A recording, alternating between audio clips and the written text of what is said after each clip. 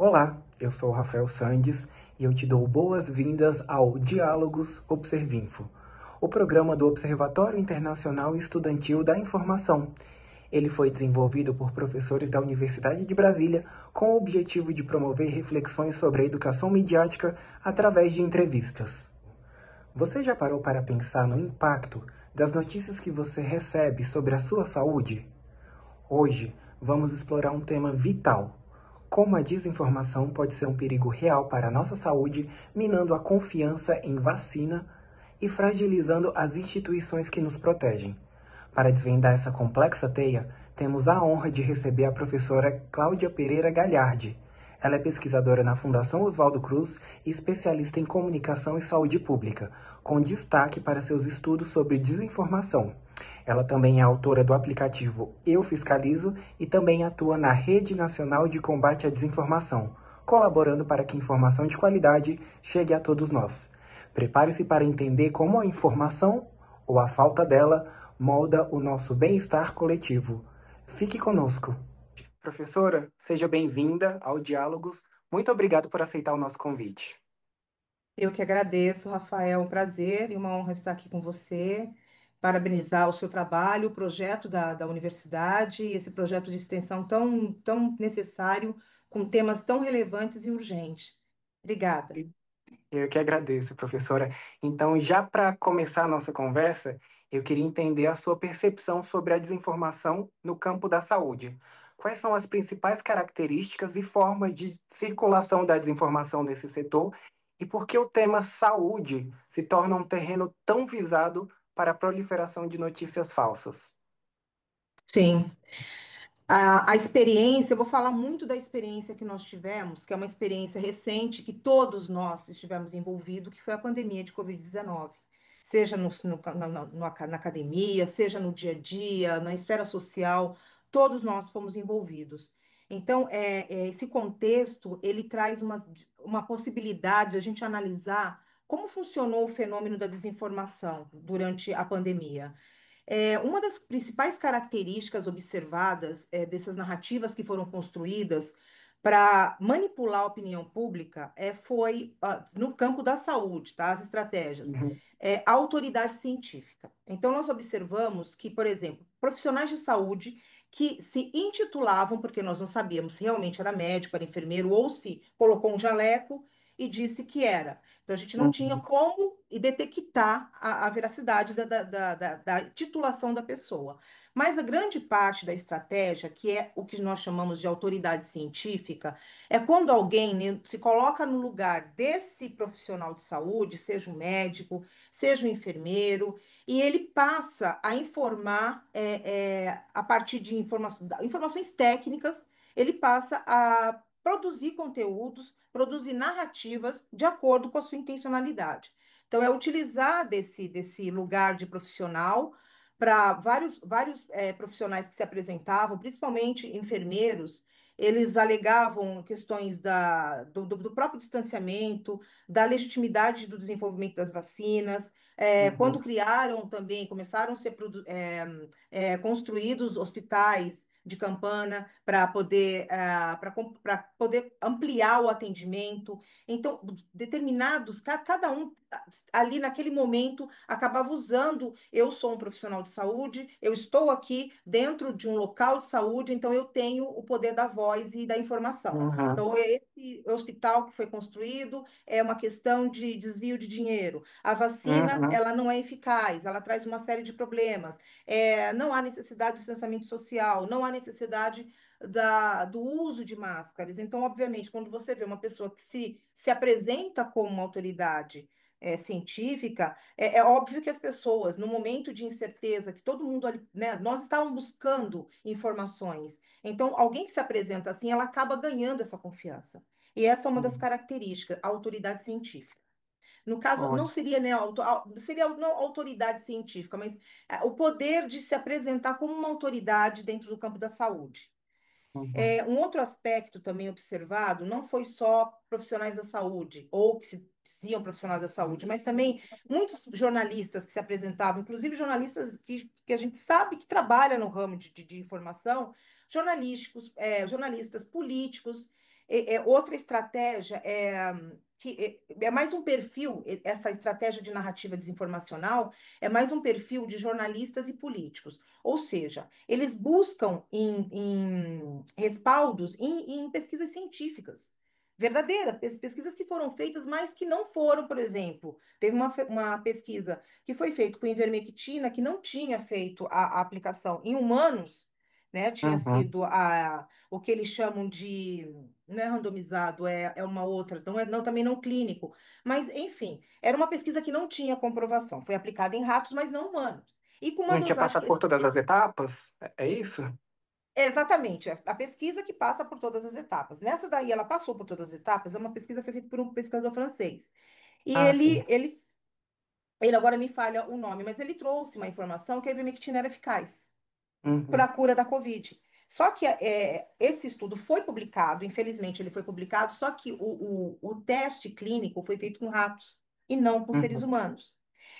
Esses propagadores, esses atores que trabalham com a desinformação, se apropriaram desse estudo, manipularam o conteúdo, principalmente a metodologia, que é onde dizia que não tinha sido aplicado em humanos, e uhum, começaram a produzir posts e vídeos e áudios disseminando que havia uma comprovação científica que a ivermectina naquele momento era eficaz contra a Covid. Ou seja, se apropria de uma informação correta, de um estudo que foi publicado, portanto, não finalizado e que não tinha uhum, legitimidade, para ter um embasamento científico para convencer as pessoas que, a partir dessa informação científica, isso é verdadeiro e passa também a fazer com que as pessoas acreditassem nessas informações. Então, foram três uhum, perfis que foram muito presentes nas redes sociais: os profissionais de saúde, jornalistas e atores políticos. uhum. Eu acho que a senhora traz um ponto muito preciso quando a senhora mostra esses três perfis e mostra também a questão das redes sociais, né? Acho que isso acabou também tendo um impacto muito grande nesse período que a gente viveu, né? Sim. E posso complementar uma outra estratégia? São as Aham, assinaturas institucionais.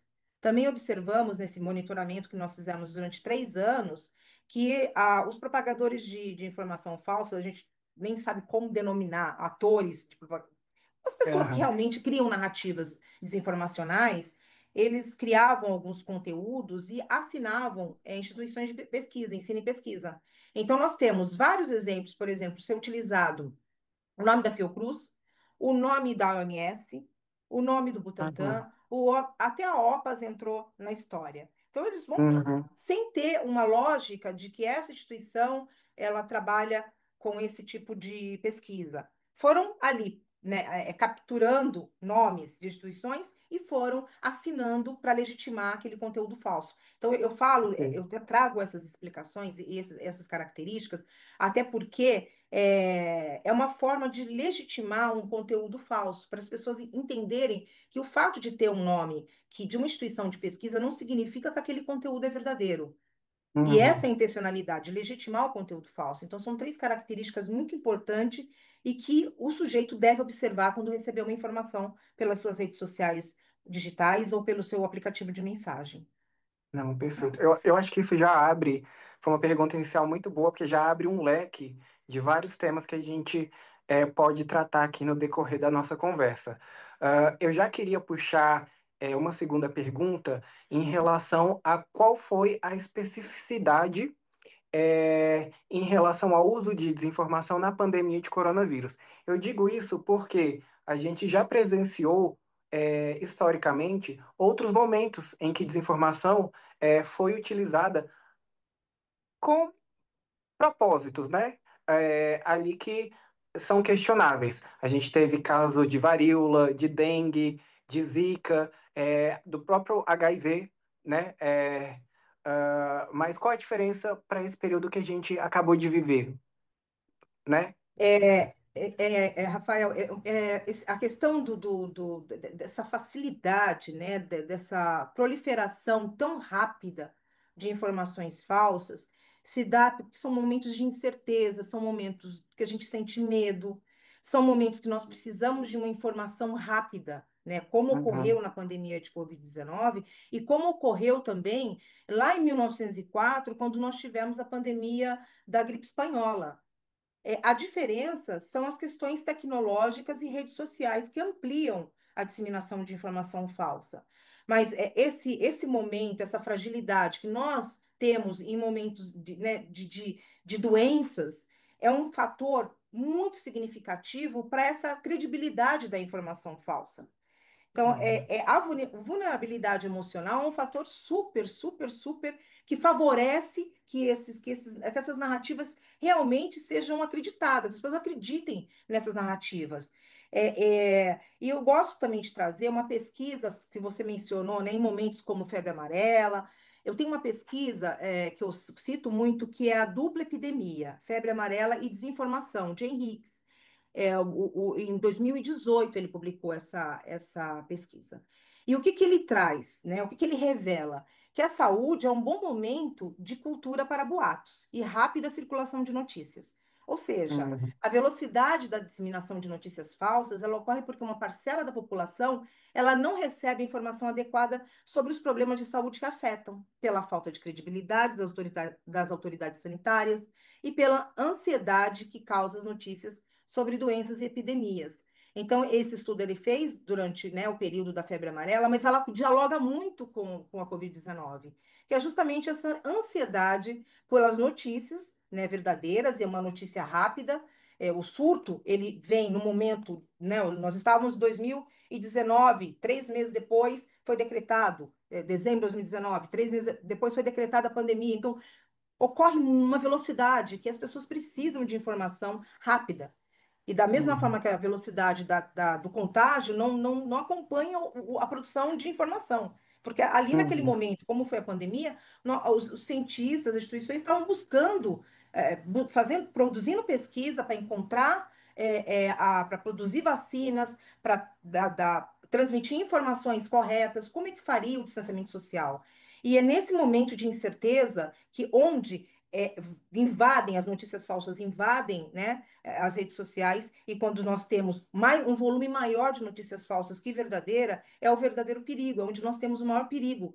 É que, a notícia mais fácil de acesso é a que convence mais, é que talvez traga aquilo que a gente busca naquele momento de desespero, de vulnerabilidade. Então, é exatamente isso, encontra um terreno fértil devido a essa fragilidade humana que nós temos durante esses momentos de crises sanitárias e, sobretudo, a falta de informação rápida. Uhum. Eu acho que a senhora tem muito razão no que a senhora diz. Eu me lembro especificamente como eu fiquei chocado, é, sobre como o coronavírus, de um dia para o outro, passou a permear todas as esferas, de todas as formas possíveis. Eu lembro que é, minha avó tem 90 anos. E aí eu lembro que começou a confusão toda. Eu fui ligar para ela, ela já estava assim super antenada, assim, sabe? Eu tô falando de uma pessoa que tem restrições tecnológicas, é, tem ali dificuldade de leitura pela idade, e ela, sabe? E era isso em todos os lugares e foi de uma forma muito rápida. Então abriu-se ali um vácuo e uma necessidade de informação muito grande mesmo, né? Abriu-se um espaço ali, e aí é isso, que foi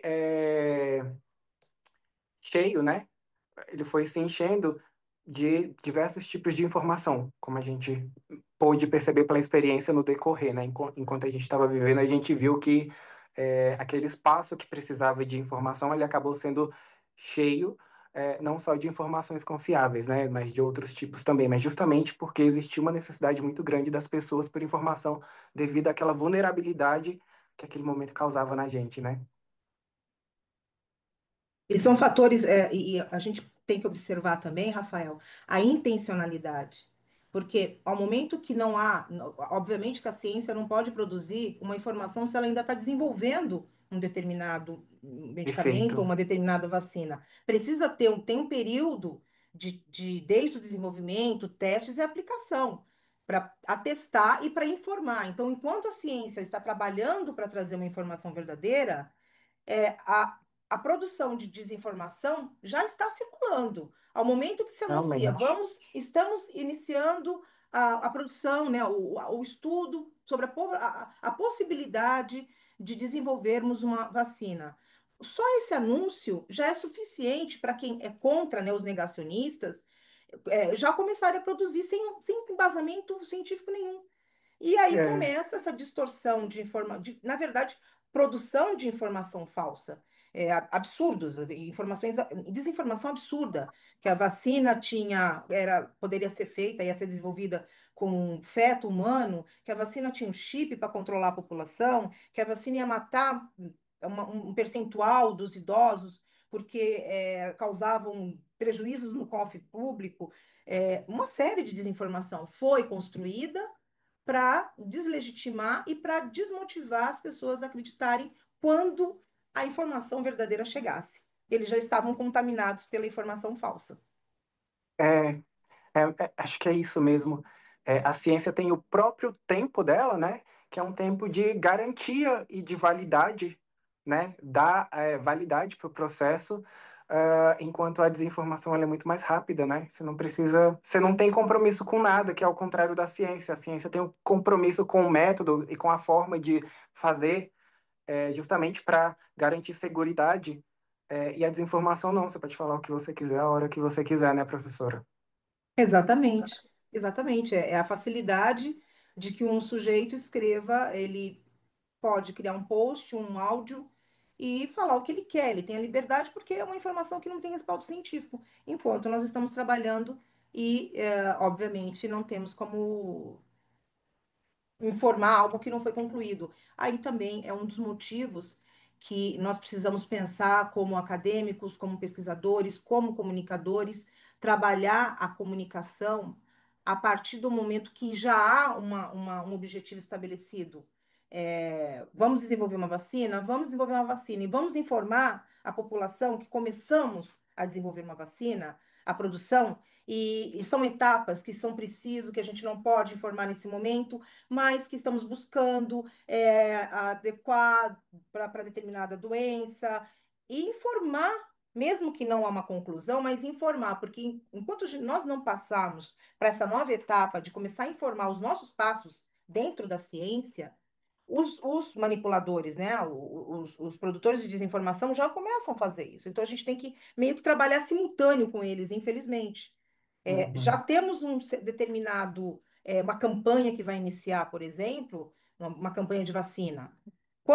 Antes de anunciar, já tem que ter um material informativo preparado. Isso foi uhum. uma observação que nós fizemos na campanha da vacinação infantil. É que depois a gente entra nesse assunto, mas é assim, anunciou, no mesmo dia, as notícias falsas começam a circular. Mesmo quando nós já passamos por todas as etapas, que as pessoas já estavam contaminadas, anunciou a campanha, eles continuam, e é um ciclo que não Uhum. para. Eles não param, eles vão ali batendo sempre, produzindo sempre em cima daquele mesmo tema. Independente se começou a produzir, se já fez a campanha, se está no meio da campanha, e é isso que pode ser um dos fenômenos que realmente convence as pessoas de uma forma tão violenta de não acreditarem na vacina e Uhum. o que existe que nós chamamos de hesitação vacinal. Ótimo, ótimo que a senhora trouxe esse assunto, porque eu já queria comentar justamente sobre isso. A gente tem percebido que a hesitação vacinal não ficou ali restrita à vacina de Covid-19, né? É, acabou escorrendo ali para as vacinas em geral. E, e isso foi um dos impactos negativos, né, que a gente percebeu, consequência da pandemia que a gente viveu. Como a senhora acha que a desinformação contribui para a hesitação vacinal, né? E quais os riscos que isso representa? Porque a gente está falando de doenças que já foram erradicadas, que correm risco de voltar agora, né? Sim, é como eu disse, historicamente, os boatos, as mentiras, lá em 1904, como ela não havia, né, nós tínhamos o jornal impresso, não tinha redes sociais. E naquela época, essas notícias falsas, na verdade, eram produzidas notícias que não tinha embasamento científico, ou seja, na época da pandemia da gripe espanhola, receitavam medicações que não eram comprovadas, a mesma coisa, a história Uhum. ela se É repetiu. cíclica, né? Exatamente. Métodos caseiros, sopas, chás, isso também aconteceu lá em 1904. Ganhou força com as redes sociais, essa disseminação de informação falsa. Então, essa questão da excitação vacinal, ela ganhou essa nomenclatura de excitação vacinal recentemente, porque nós somos um país que é um exemplo de campanhas de vacinação, um exemplo de, é, finalizar, né, de terminar de doenças que foram Uhum. erradicadas. E, Uhum. de repente, nós voltamos a um retrocesso devido à desinformação. O sucesso, digamos assim, né, infelizmente, falar em sucesso da hesitação vacinal é justamente esse bombardeio de informações falsas que vem ocorrendo. Não vamos falar de 1904, mas vamos falar de várias, como eu citei, a estudo da febre amarela. Naquele período também circularam informações falsas. Então, cada vez que existe uma doença que tem um desenvolvimento de a vacina, ou que a vacina já existe, e as pessoas têm que levar seus filhos, ou têm que tomar uma segunda dose, o que for. Eles já estão, já sempre, esse ciclo de desinformação, ela vai sendo produzida a cada pandemia, epidemia, a cada surto, a cada crise sanitária. Isso já é histórico, isso já é histórico. E na Covid, na pandemia de Covid-19, nós temos alguns fatores, talvez que não posso dizer com precisão, mas que influenciaram também. Nós tivemos uma questão política da primeira vacina que foi desenvolvida, que foi a Coronavac, uma questão política foi envolvida, então houve narrativas que foram criadas deslegitimando a Coronavac, justamente por essa questão, nessa crise política que havia entre governo federal e governo do Estado, e Uhum. também uma questão de um poder, de um chefe de Estado negacionista. Isso fortaleceu muito a descredibilidade, né? A hesitação vacinal, as pessoas não acreditarem na vacina. E foram construídas várias narrativas, inclusive associando, porque houve uma parceria entre o Butantan com uma empresa que fabrica vacinas na China, e Uhum. associaram que a China criou a pandemia, o vírus, né, da Covid-19 para vender vender, né, para comercializar as vacinas, e associado com um dos governadores que estava na linha de frente para dar continuidade nessa parceria e no desenvolvimento, envolveu o Butantan. Então, assim, são narrativas que são construídas por determinadas intencionalidades, seja política, seja econômica, sempre tem por detrás de uma notícia falsa alguma. Não é só manipular a opinião pública, é manipular porque existe um interesse por detrás, seja do político, seja econômico, sempre há, ou às vezes também das próprias plataformas que ganham muito, né? Elas faturam muito com a desinformação. Então, é importante também um olhar atento a essas informações que envolvem também a questão política. Perfeito, perfeito. Quando a senhora fala que o Brasil ele é referência mundial em termos de vacinação, eu não posso não pensar no SUS, né? Que é essa joia que a gente tem aqui, nosso sistema de saúde, e não pensar em como o SUS sofreu ataques nesse período de pandemia, mas não só o SUS. A senhora falou da Fiocruz também, que foi uma instituição muito atacada, o Butantan também, que são ilhas tecnológicas aqui no nosso país que produz conhecimento de ponta, né? O próprio Ministério da Saúde foi atacado também, o corpo técnico do Ministério, mas em situações específicas a gente viu ali o chefe do executivo ah, em situações de briga com o ministro de saúde no momento de pandemia. Isso tudo me leva a concluir que como as instituições de saúde foram atacadas, né? Como as instituições foram intencionalmente enfraquecidas durante esse período, né? E aí a minha pergunta é: quais são as implicações para a sociedade em perceber ou em achar, em acreditar que o Estado não tem capacidade de proteger a população? E para essas instituições também, né? Porque no fundo a gente está falando disso.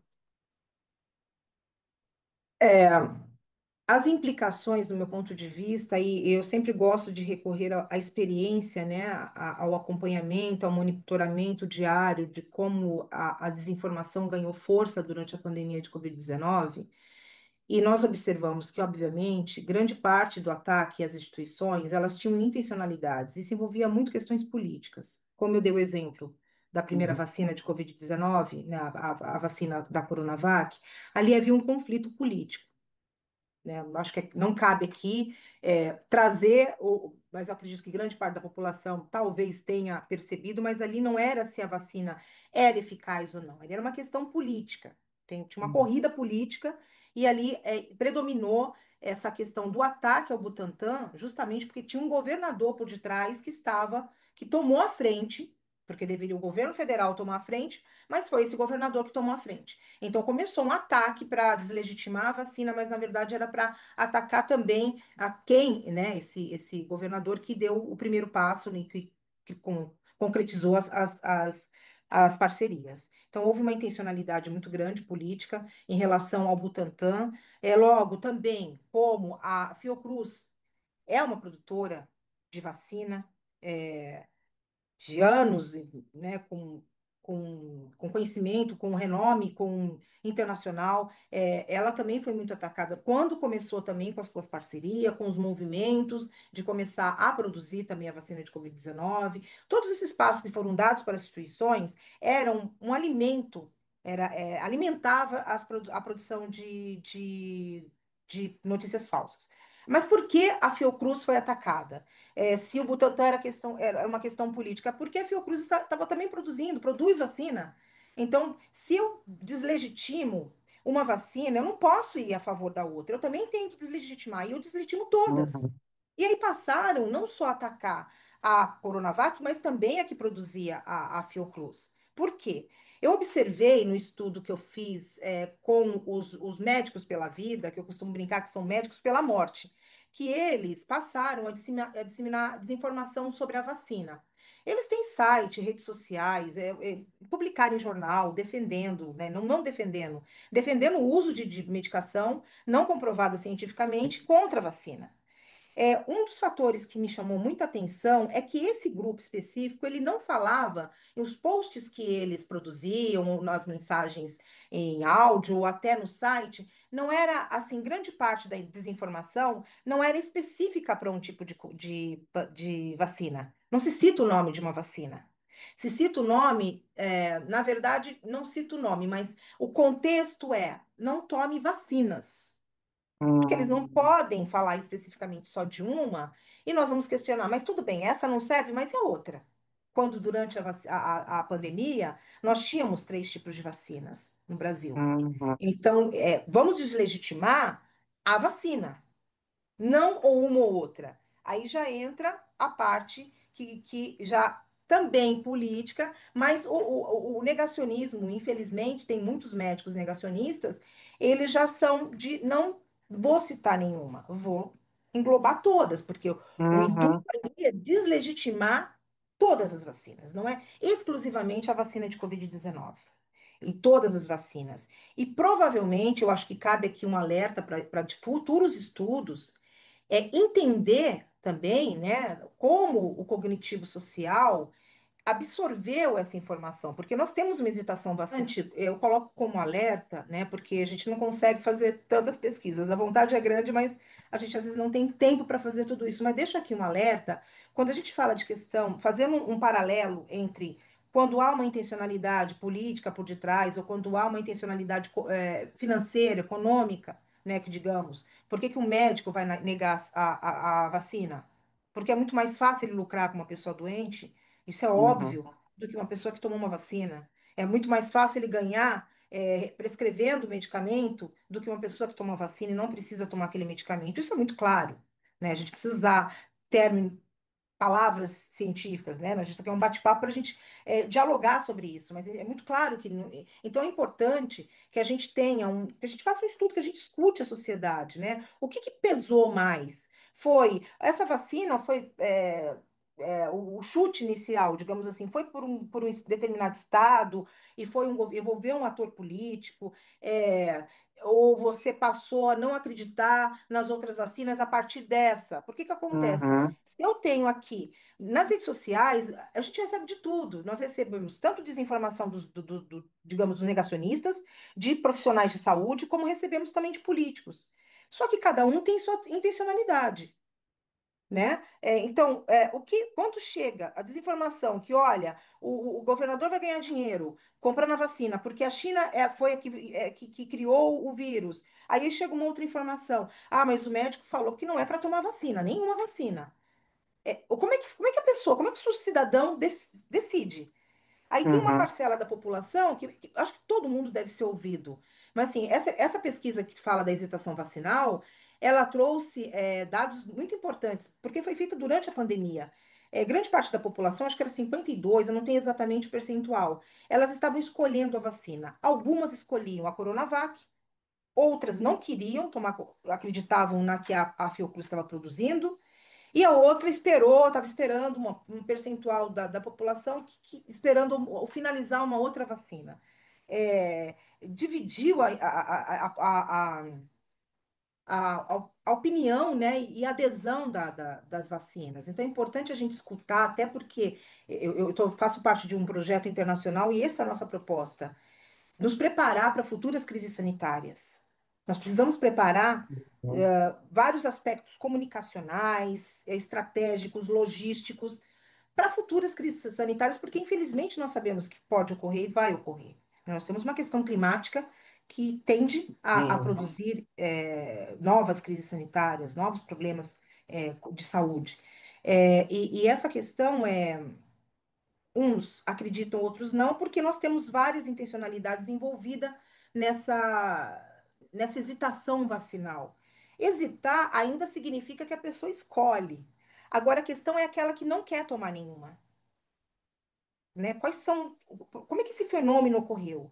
Para a gente uhum, saber, para conhecer, a gente precisa escutar as pessoas. sim. Escutar. Por que que você não acredita na vacina? Isso é importante. A escuta social, né? Que é um tema também que eu estou trabalhando. É isso, a gente saber. A sociedade é o nosso maior informante sobre questões também de desinformação. Então, esse peso de interesses econômicos e políticos foi muito trágico e muito convincente para que as pessoas duvidassem da vacina. Perfeito. Professora, pelo que a senhora tem visto e estudado, o que explica a adesão à desinformação, mesmo havendo informações científicas sólidas? Por que as pessoas acreditam em informação falsa, mesmo você tendo a ciência mostrando outro caminho? É muito importante a gente entender, né, o porquê que as pessoas acreditam em notícias. Isso aí é a cereja do bolo. Todo mundo quer saber, porque Pergunta de um existem milhão, vários. né? Exatamente, né? Por que que nós temos meios de comunicação, nós temos instituições que produzem conhecimento, mas por que as pessoas passam a acreditar em notícias falsas, né?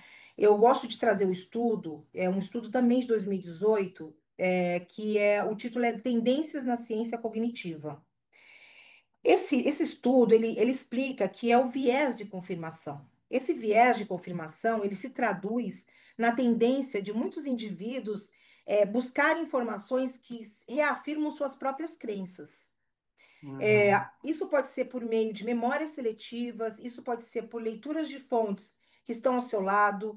Hoje nós temos muito a questão, né, das bolhas, que são pessoas que têm ali a mesma linha de busca, de pensamento, de afinidades, né, de crenças. E essa pesquisa, ela concluiu que o ser humano ele tem uma tendência a abraçar e compartilhar evidências que reforçam a sua visão de mundo. e de Hum, rejeitar tudo aquilo que contradiz. Então, eu me apoio muito nessa pesquisa, porque ela traduz exatamente isso, né? Esse viés de confirmação, esse reforço, aquilo que reforça a minha visão de mundo é aquilo que eu acredito, é aquilo que está mais próximo da minha aceitação, né? E o que me contradiz? Não, tudo aquilo que me contradiz, então, não, eu vou ficar aqui na minha bolha, acreditando na tendência, né? Eu abraço essa evidência que ela reforça aquilo que eu acredito.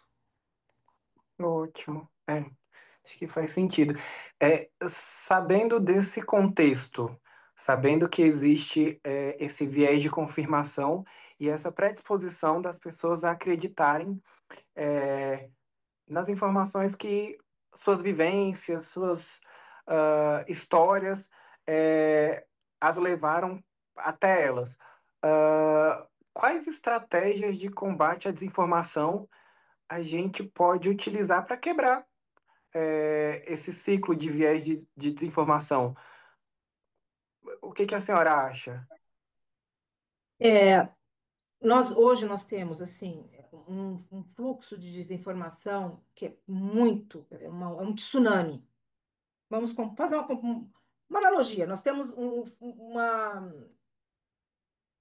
tsunami de desinformações e não temos pequenas ondas informativas, porque é o que a gente consegue produzir. Porque foi como nós falamos, é muito mais fácil eu criar um post aqui em questões de segundo e criar uma mentira e colocar nas redes sociais.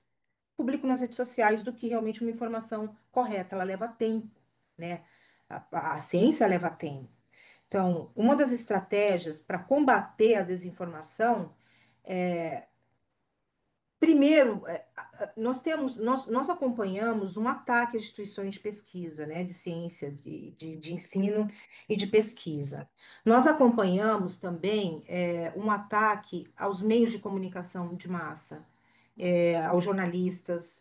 Então, isso existe, é uma estratégia, digamos assim, sistemática de deslegitimar essas instituições que produzem conhecimento e que disseminam conhecimento. Quando eu passo a não acreditar numa emissora de TV, numa rádio, quando num jornal, e eu passo a buscar informações nas redes sociais, isso é um grande problema. E esse projeto desinformativo, ele foi muito aplicado durante a pandemia. Então, se ataca as instituições de pesquisa, se ataca os meios de comunicação, se ataca os cientistas, e o que que resta para a Uhum, população se informar? São as redes sociais, de muito mais acesso, né? Hoje a gente tem que pensar que nem todo mundo tem tempo para parar para ler um jornal, por mais que tenha, que esforce para ver uma notícia na TV, tá tudo na mão, uhum, tá tudo numa tela de um celular. E é muito mais fácil hoje nós buscarmos, né? E tem uma pesquisa que agora eu não me lembro, mas que ela, durante a pandemia, ela verificou que logo no início da pandemia as pessoas buscavam, digamos, vamos colocar em um percentual de 50% para cima, não chegava a 60% de pessoas que buscavam informação nas redes sociais sobre a pandemia, sobre o vírus. uhum, Então, assim, nós temos um problema que é tanto a facilidade, que, né, o que se esperava, democratizar a informação, democratizou, mas também trouxe um grande problema que é a facilidade de se disseminar informações falsas. Então, eu acredito que é fundamental fortalecer a aproximação entre as instituições de ensino e a sociedade. Vários projetos podem ser feitos. Projeto de extensão, formação de líderes comunitários, das lideranças comunitárias, uma capacitação desses líderes para que eles possam levar informação confiável e ter, uhum, né, e promover um engajamento social nesses de território. Nós precisamos também olhar para o território. Tem muitos territórios que não têm, ainda não chega à internet, ou que chega à internet, mas não tem acesso à informação.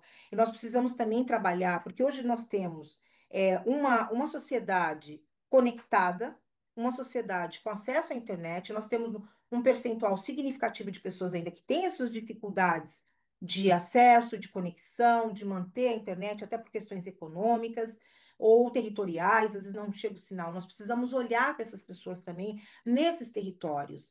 E essa aproximação das instituições que produzem conhecimento é o que pode resgatar a credibilidade da sociedade. Uhum, Eu acredito que seria uma estratégia fundamental. Falamos da educação midiática, é super importante a educação midiática. Promover a educação midiática, sim. Promover um pensamento crítico, sim. Mas precisamos também dessa aproximação uhum, dessas instituições, para que possa resgatar essa desconstrução que fizeram da legitimidade e do que realmente as instituições fazem. Desconfiar de uma instituição de ensino e pesquisa para acreditar num determinado influencer que fala da vacina ou uhum, fala de uma determinada medicação. Nós temos que nos aproximar para fazer esse resgate da confiança da sociedade. Foi muito atacada, sempre vem, né, sendo atacada, mas durante a pandemia foi algo assim, foi uma campanha, como se fosse uma campanha eleitoral. Todos os lados tinham um ataque, dessas instituições. Isso é importante, conhecer essa aproximação da sociedade com as instituições, a escuta sensível e qualificada, especialmente em momentos de vulnerabilidade, mas nós temos que atentar também que não devemos ouvir a sociedade só em momentos de crise. Precisa existir uma conexão, um diálogo muito mais amplo, digamos assim, um contínuo de uhum, escuta, de informação, porque nós procuramos informar em momentos sensíveis, mas depois essas campanhas elas param. Isso também é um fator que influencia, agora recordando, a hesitação vacinal. Nós temos uhum, grandes campanhas informativas e quando, né, tem uma erradicação de uma doença, nós paramos as campanhas.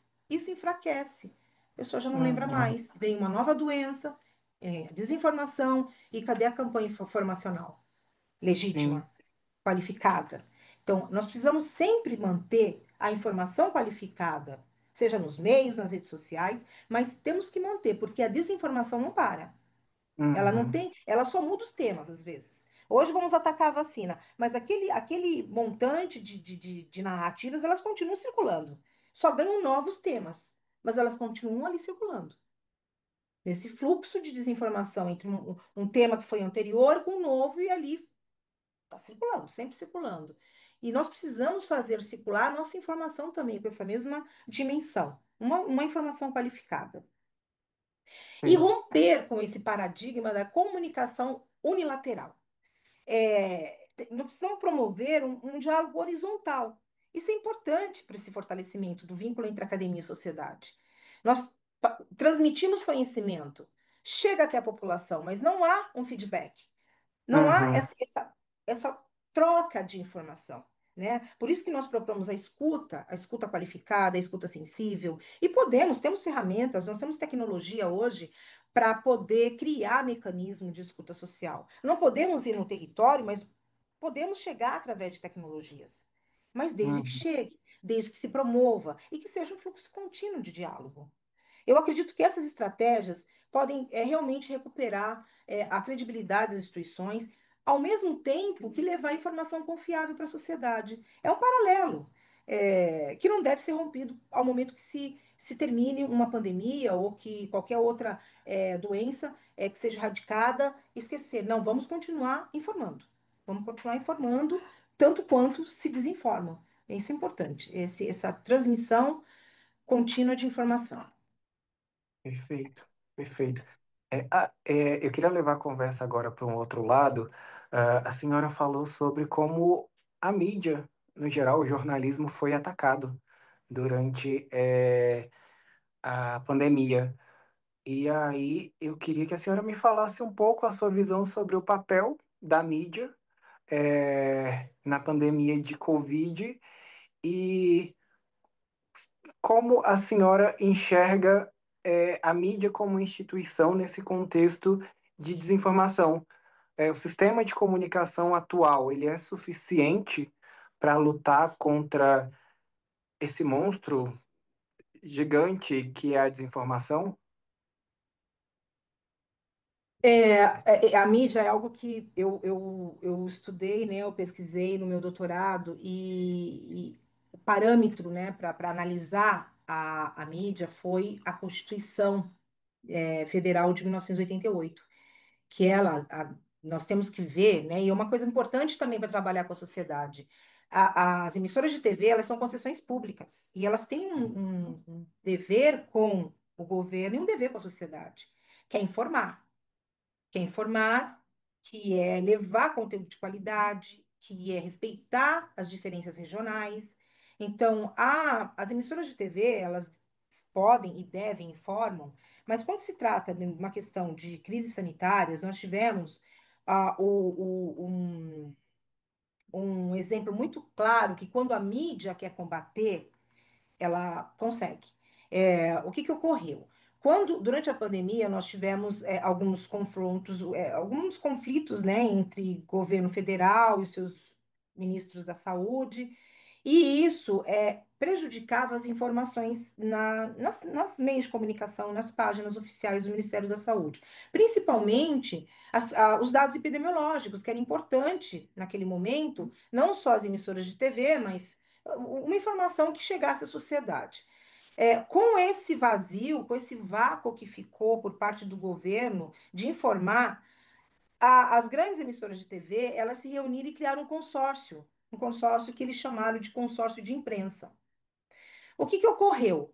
Eles, junto com as secretarias de saúde, eles conseguiam, né, obtiveram as informações sobre os dados que se precisava, né, o avanço da Covid, números de mortos, todo tipo de informação que eles precisavam para orientar, né, para produzir seu conteúdo informativo.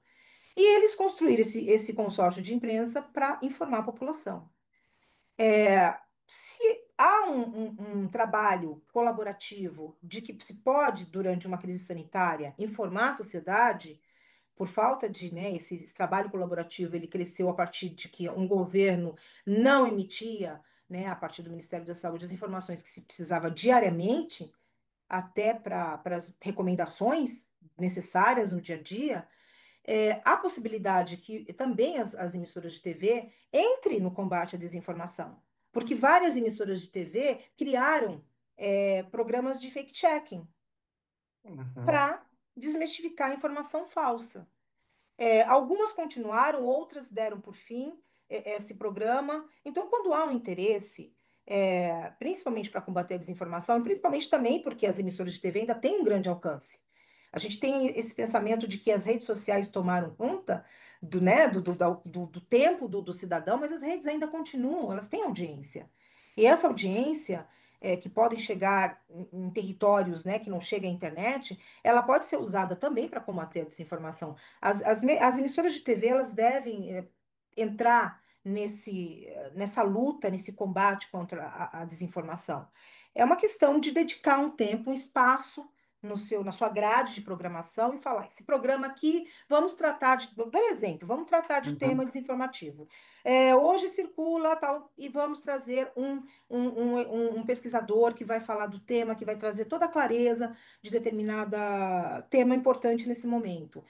Nós não vemos esse tipo de produto, de conteúdo, de programa que se dedique hoje, como se dedicou o consórcio de imprensa, Sim. que tinha horas ali determinadas para passar todas as informações relacionadas à Covid-19.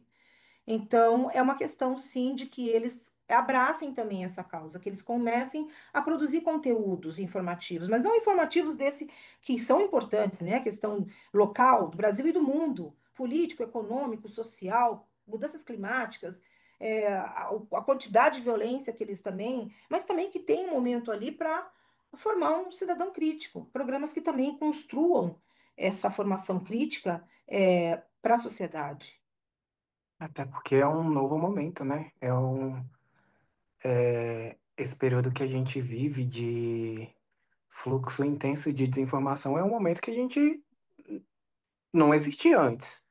Então, realmente, isso não se transferiu para a lógica de programação das grades de TV, né? Que ainda funcionam muito na lógica comercial, né? E não na lógica de prestação de serviço público. Como a senhora falou, é concessão, né? Tem uma parte ali que tem que ser voltada à prestação de serviço público, à comunicação pública, e todos os valores que a senhora trouxe também, né?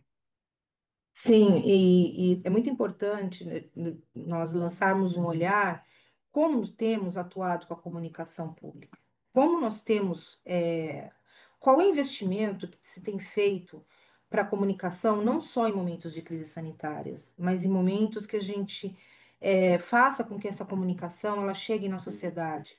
É, e não só a comunicação, nós temos, né, esses exemplos de consórcio de imprensa, ele trabalhou durante um período, foi finalizado, assim como os projetos de fact-checking também que foram produzidos, né, que foram desenvolvidos por algumas agências, alguns jornais, não posso dizer com certeza, mas grande parte também deu como encerrado. Nós temos grandes iniciativas.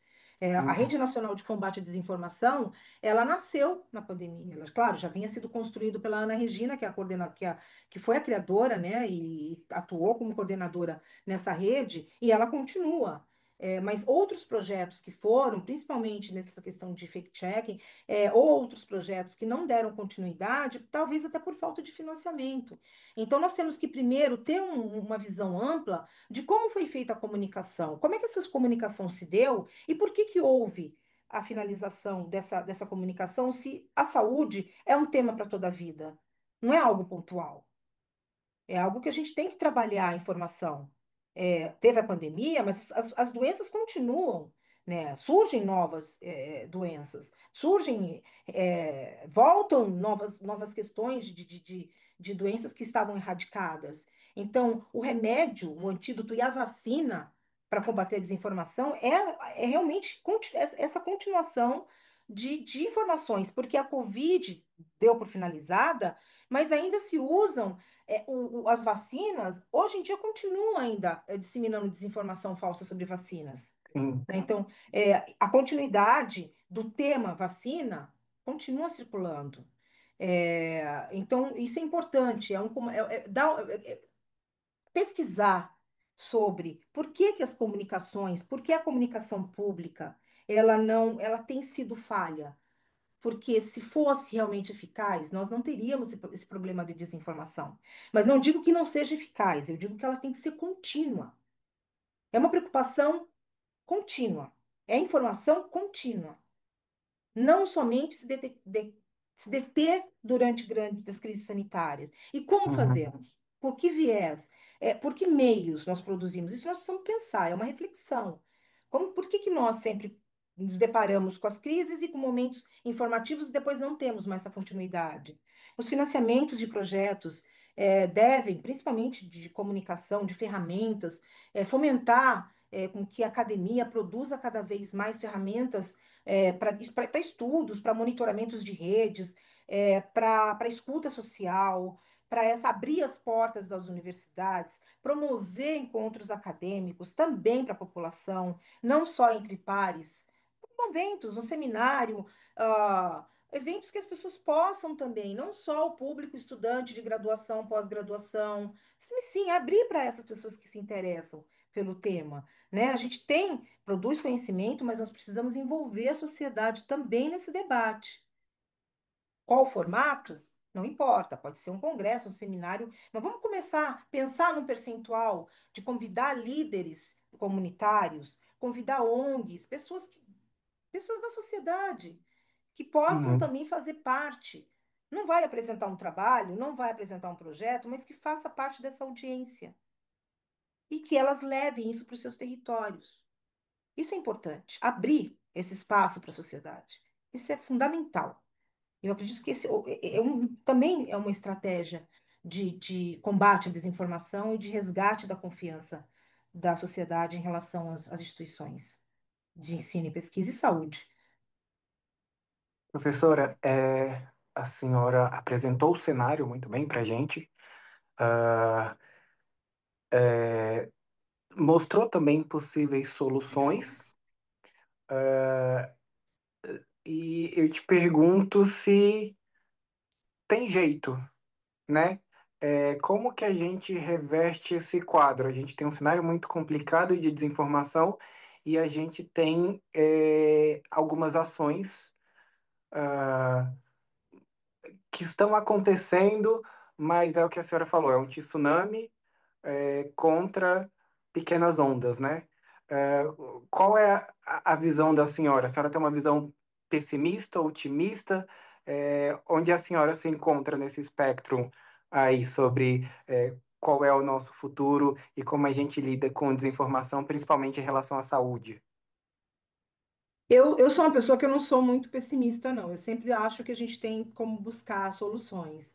O problema é um problema mundial, né? Um problema que todos os países sofrem com a desinformação de uma forma ou de outra, independente se tem um número maior de pessoas com conhecimento, com formação básica.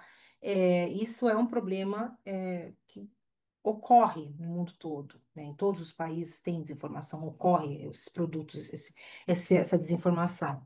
Eu procuro pensar que eu sempre gosto de pensar em trabalhar com a sociedade, né? Nós temos várias pesquisas, nós detectamos desinformação nas redes sociais, digitais, fazemos monitoramento de quais são, né, os temas que estão sendo mais frequentes, mas nós não estamos ouvindo muito a sociedade. Não adianta, assim, é importante, importantíssimo saber o panorama do debate público dentro das redes. Mas nós precisamos também escutar as pessoas. Né? Eu tive numa apresentação de divulgação científica, um evento de divulgação científica, e eu não vou esquecer desse pesquisador do Chile. Ele fez esse tipo de trabalho. Ele foi perguntar para a sociedade qual era o tipo de confiança que tinha, quais eram as decepções, o que esperava da academia, da ciência. E nesse território onde ele buscou, ele falou: olha, como você. Vários pesquisadores ou estudantes vêm aqui no nosso território e fazem as perguntas. Nós passamos por entrevistas. Eles levam levam com eles a nossa vida, a nossa história de vida, né? Que a informação vem da sociedade e depois eles não retornam. Como é que a gente pode confiar? Então, eles coletam o que precisam e depois nós não sabemos o que fazem com as nossas informações, com os nossos dados, se serviu para algo, se serviu para uma política pública, se serviu para solucionar um problema. E eu tomo esse exemplo. Nós podemos criar diversas plataformas, nós podemos criar diversas informações, nós também, da mesma forma que somos bombardeados de informação falsa, nós também temos informações confiáveis. Não falo nas redes sociais, falo de uma forma, quando a gente vai ler, é muita produção científica. Nós temos muita produção científica, mas essa produção científica, ela tem que chegar na sociedade. Ela precisa chegar na sociedade. Esses estudos, eles precisam chegar traduzidos numa linguagem, não traduzidos no puro sentido, mas eles vão ser transformados numa linguagem compreensível e que chegue na sociedade, para que a gente possa resgatar essa confiança, né? Eu acho que um dos passos fundamentais é isso, é a divulgação científica, é levar ao conhecimento para a população. Todo tipo de conhecimento é importante, principalmente na saúde, né? Levar para que as pessoas continuem se vacinando, que as pessoas continuem tomando as suas medidas de proteção, de cuidados, para que as pessoas continuem acreditando nos pesquisadores, na ciência. Essa aproximação com a sociedade, a escuta, ouvir, eu continuo repetindo que é importante a gente ter esse contato, essa escuta social dialógica, ouvir e trabalhar principalmente nos territórios. Isso é fundamental, porque nós temos questões culturais, isso é importante também. É fundamental essa aproximação, sociedade e ciência. Perfeito. Professora, eu queria te agradecer novamente pelo seu tempo, pela sua contribuição, por todo o conhecimento que a senhora compartilhou com a gente. Que conversa boa. Eu, pessoalmente, saio daqui com muitas novas ideias e novos olhares. Queria te agradecer por isso, viu? Muito obrigado mesmo e por ter aceitado de tão bom grado, de forma tão simpática, participar, aqui do Diálogos e contribuir com a nossa conversa. Para mim foi um prazer, assim, espero que possa ter contribuído com algo. Parabéns mais uma vez pelo trabalho, pelo projeto de extensão. Esse é um projeto maravilhoso. A gente ter essa troca, né? Eu aprendo com você, você aprende comigo, a gente vai fazendo essa troca e vamos levando essa troca também para a nossa querida sociedade. Obrigada e sucesso no projeto. E a você que nos acompanhou, deixo também o meu agradecimento. Espero que essa conversa sirva de inspiração para cuidarmos sempre da nossa saúde, mas também para aprimorarmos nosso senso crítico e nossos mecanismos de busca de informações de qualidade, especialmente quando o assunto é o nosso bem-estar. Para continuar essa reflexão e explorar mais sobre o nosso trabalho, siga o Observinfo nas redes. Até a próxima oportunidade de diálogos!